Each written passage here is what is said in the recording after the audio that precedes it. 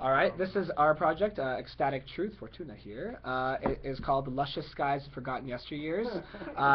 It was filmed outside the Cinematic Arts Library. The character acts like God for a day, following around, being the omniscient voice of reason. There's a menagerie of imagery and characters in it. Found footage, it seems like it was found and put together at a later point.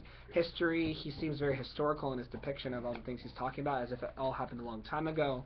The male gaze, it's his weird male gaze as he watches his roommate doing things.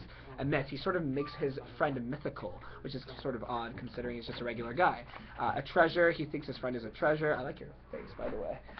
Lost innocence, it's like he kind of depicts the lost innocence of the main character, Chip. Pride, Chip's pride is doesn't want to be filmed. Unrequited love, he has all this love for Chip, but Chip has no love for him. Chip is a movie star, as we've seen in other movies. It's a repeating cycle of just him trying to film him and not being rejected. Self-fulfilling prophecy, because as much as he tries to spurn the camera, it keeps following him. Insubordination, he's not down with being filmed and he tries to stop it. The grind, filming, as you know, is a grind, and he's filming all the time. A lost one. Chip is sort of a lost one. In the end, he seems sort of sad and lost. A window, there's plenty of windows that we passed while we were filming. A voyeur, the main character, Godfrey, is somewhat of a voyeur as he follows around his friend. An intermission, at one point in between shots, it goes black and it's an intermission for a moment. Successor, he seems to think that Chip is the successor to some greater movement or thing, even though he's just a normal guy. The news, he seems to be, he's like reporting the news. A heartthrob, Chip is a heartthrob. An everyman, Chip is also an everyman. A juvenile delinquent. There is greed involved because Godfrey is greedy in his filming of him. There's a father figure. Godfrey sort of feels like he's his father in a way and acts like his father even though he's just his roommate. A tower, in his room all by himself, he seems like alone in his little tower, and Chip Godfrey sort of paints him that way, all poetically. A decoy protagonist, you think it's about Chip, but it's really about Godfrey. Idiocy, Godfrey's sort of an idiot because he is just a normal guy.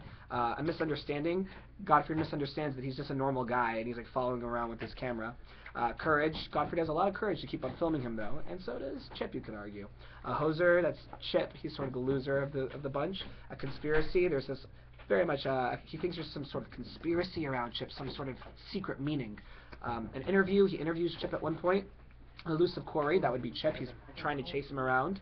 A seeker, he's seeking Chip. An anti-hero, that would be Godfrey, because he's kind of an antagonist.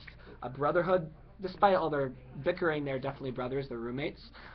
Rise and fall, we see the rise and fall of Chip. He seems good at first and kind of dark by the end.